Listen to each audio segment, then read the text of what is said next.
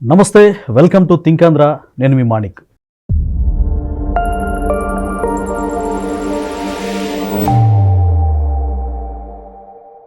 మనతో పాటు ఉన్నారు ప్రముఖ రాజకీయ సామాజిక విశ్లేషకులు కొత్త రవీంద్రబాబు గారు. నమస్కారం సార్. నమస్తే సార్. దశాబ్దాలుగా వైఎస్ ఫ్యామిలీకి కడప, ముఖ్యంగా పులివెందుల అడ్డాగా ఉన్నటువంటి నియోజకవర్గం. అయితే ఇప్పుడు ఆ ప్రాంతంలో పులివెందుల నియోజకవర్గంలో బీటెక్ రవి గారు, టీడీపీ నేత, సీనియర్ నాయకులు, ఆయన చాప కింద నీరులాగా దూసుకుపోతున్నారు, టీడీపీ కూడా బలోపేతం అవుతుంది అని చెప్పి వార్తలు వస్తూ ఉన్నాయి. అక్కడ వాతావరణం కూడా అలాగే కనిపిస్తుంది. గతంలో భయం గుప్పిట్లో అక్కడ ప్రజలు మరి స్వతంత్రంగా ఓటేయలేక గంపగుత్తగా వైఎస్ ఫ్యామిలీకి వేయకపోతే ఎలాంటి పరిణామాలు చోటు చేసుకుంటాయని వాళ్ళు స్వతంత్రంగా ఆలోచించకుండా బ్లైండ్ గా వాళ్ళని అనుసరించే పరిస్థితిని కొంతమంది చెప్తా ఉన్నారు. అయితే ఇప్పుడు ఈ బీటెక్ రవి గారు ఆయన ప్రజలతో మమేకమయ్యే విధానం కావచ్చు, కూటమి ప్రభుత్వంలో మరి ఇక బానిసత్వం నుంచి విడుదల పొందాము అనేటువంటి ప్రజల భావన ఉన్నట్టుగా అర్థమవుతా ఉంది. సో నిజంగా టీడీపీ అక్కడ బలం పొందే అవకాశం ఉందా? వైఎస్ఆర్సీపీ పార్టీకి అక్కడ బీటలు వారేటువంటి అవకాశాలు ఉన్నాయా? మీ విశ్లేషణ ఏంటి సార్? ఆంధ్రప్రదేశ్ రాష్ట్రంలో మాజీ ముఖ్యమంత్రి గారికి అడ్డ పులివెందుల అనేది వాళ్ళ కుటుంబం మొత్తానికి. ఎందుకంటే అదొక రాచరిక వ్యవస్థ అక్కడ ఎస్టాబ్లిష్ చేశారు, ప్రజాస్వామ్యాన్ని ఖూనీ చేశారు ఇన్ని సంవత్సరాలు అని అక్కడ ఓటర్లు మొన్న జరిగిన లోకల్ బాడీ ఎలక్షన్లో మొదటిసారి ఇట్లా స్వచ్ఛందంగా ఓటేసే అవకాశం మాకు దక్కింది అని పబ్లిక్లో చెప్తుంటే నేను ఆశ్చర్యపోయాను. ఓకే, అంటే అంత సంవత్సరాలు కుటుంబం అంటే ప్రజాస్వామ్యాన్ని కూనీ చేసి వాళ్ళు చెప్పిందే రాజ్యం ఆ విధంగా చేయటం వల్ల ప్రజల్లో విరక్తి, ఆవేశం వచ్చేసింది. సో ఇప్పుడు మీరు అడిగిన దానికి నేనేమంటానంటే వైనాట్ పులివెందుల జగన్మోహన్ రెడ్డి డైలాగ్నే మీరు ఆయన నేర్పిన పాఠం వైనాట్ పులివెందుల. సో ఇప్పుడు పులివెందుల గురించి ఒక్కసారి మనం మాట్లాడుకుంటే ఎవరు అవునన్నా కాదన్నా రాజకీయాల పార్టీలకు అతీతంగా మాట్లాడితే పులివెందుల్లో ఈ మధ్య జరుగుతున్న పరిణామాలు గడిచిన 2 సంవత్సరాల నుంచి మరీ ముఖ్యంగా మాట్లాడితే బీటెక్ రవి అన్న రాజకీయ నాయకుడు తెలుగుదేశం పార్టీ నుంచి చాలా సంవత్సరాల నుంచి వైఎస్ కుటుంబం మీద పోరాటం చేస్తున్నమాట వాస్తవం.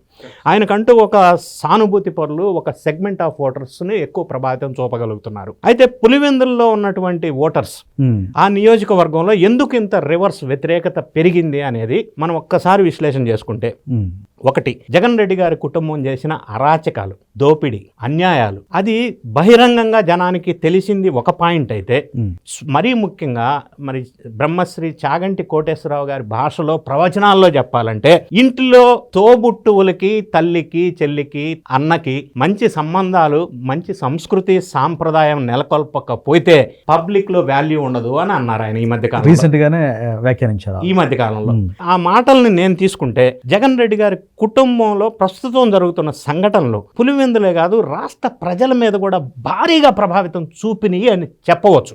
ఓకే, బ్రహ్మశ్రీ చాగంటి కోటేశ్వరరావు గారు అదే ఎగ్జాంపుల్ నేను తీసుకున్నా. ఓకే, ఇంట్లోనే తోబుట్టువులకి ఆదరణ లేకపోతే పబ్లిక్ లోకి వచ్చి నా చెల్లెళ్ళు, నా అక్కళ్ళు అని ఇట్లా జుట్టు నురిమితే ఆదరణ ఎక్కడి నుంచి వస్తుంది? రాదు. ఇప్పుడు ఫర్ ఎగ్జాంపుల్ ఆ ప్రాంతంలో మంచి సౌమ్యుడిగా పేరు పొందినటువంటి బాబాయ్ వైఎస్ వివేకానంద రెడ్డి, ఆయన హత్య చేపించింది ఎవరు అనేది క్వశ్చన్ చేస్తే అన్ని వేళ్ళు ఒక దిక్కు చూపిస్తున్నాయి. ఏది వైఎస్ వివేక కూతురుతో సహా, షర్మిలతో సహా, జగన్ రెడ్డి గారి తల్లితో సహా, అవ్వా ఇంతమంది హత్య చేపించింది ఫలానా కుటుంబం అని చెప్తా ఉంటే ఆ హత్య కేసుని విచారణ జరగనివ్వకుండా సునీతమ్మ మీద, వాళ్ళ హస్బెండ్ మీద, సిబిఐ ఆఫీసర్ రామ్ సింగ్ మీద ఉల్టా పల్టా కేసు పెట్టేసి అది తప్పుడు కేసు అని నిర్ధారణ కూడా అయిపోయింది. అంటే విచారణని అంటే ముందుకు జరగనివ్వకుండా. ఇంకొక అంశం, ఆ పులివెందుల ప్రాంతం అంతా ఇప్పటి వరకు YS Avinash Reddy manage చేసేటోడు.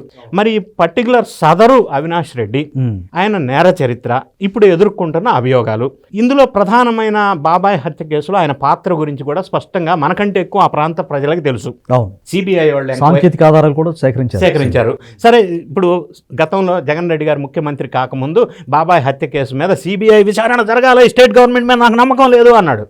CBI విచారణకు వస్తే వాళ్ళని తరిమి బెదిరి కొట్టేసి కర్నూలు హాస్పిటల్లో వైఎస్ అవినాష్ రెడ్డి తల్లి పేరుతో అడ్మిట్ చేసి సిబిఐ వాళ్ళని బెదిరించి వెనక్కి పంపించిన సంఘటన ఆంధ్ర రాష్ట్ర ప్రజలు చూశారు కదా. మరి జగన్ రెడ్డి గారే కదా వెనకుండి సిబిఐ విచారణ జరగకుండా బాబాయ్ కేసులో నిందితుల్ని పట్టుకునే విధంగా దర్యాప్తు జరగకుండా అడ్డుకొని బెదిరించి సునీతమ్మకి 7 సంవత్సరాల నుంచి న్యాయం చేయకుండా జరగనివ్వకుండా చేసిన నేపథ్యం మనకంటే ఆ ప్రాంత ప్రజలకు తెలుసు.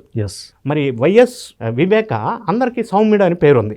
మరి ఈ కుటుంబంలో వాళ్ళు చేసిన కిరాతకమైన దారుణమైన విషయాన్ని అక్కడ ప్రజలు ఎలా జీర్ణించుకుంటారు? నంబర్ 1.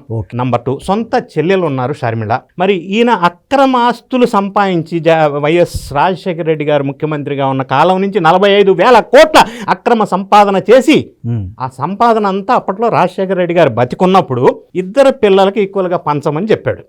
అది కూడా విజయసాయి రెడ్డికి చెప్పాడు. ఎందుకంటే ఆయన వీళ్ళకంటే వీళ్ళ ఆస్తులు ఆయనకి ఎక్కువ తెలుసు, చార్టెడ్ అకౌంటెంట్. దానికి సాక్షిగా ఉంది వైవి సుబ్బారెడ్డి. ఈ మాట షర్మిల మీద చెప్పారు. ఇది బేస్ చేసుకొని ఆయన ఆదేశాల ప్రకారం ఒక మెమరాండం ఆఫ్ అండర్స్టాండింగ్ రాసుకున్నారు. ఆల్ ఆఫ్ ఎ సడన్ షర్మిలతో విభేదించి తల్లిని చెల్లిని ఇంటి నుంచి గంటి వేసి కోర్టుకి ఎక్కించింది ఎవరు? మరి ఆ విధమైన తల్లికి చెల్లికి కూడా కోర్టుకి ఎక్కించి అన్యాయం చేసి ఈ మధ్య కూడా కోర్టులో మళ్ళీ పిటిషన్ సబ్మిట్ చేశాడు. నేను ఇవ్వను, అప్పుడు ప్రేమ ఉంది, ఇప్పుడు ప్రేమ లేదు, దోమ లేదు, నేను ఎవరికి ఆస్తి ఈయన అంటాడు. అసలు ఆస్తి ఫస్ట్ పాయింట్ ఏంటంటే ఆస్తి ఈయన సంపాదించిన ఆస్తి కాదు. నంబర్ 1, ఈయన కష్టార్జితం కాదు. నంబర్ 2, రాజశేఖర రెడ్డి గారు హయాంలో క్విడ్ ప్రో ద్వారా అక్రమాస్తుల సంపాదనది.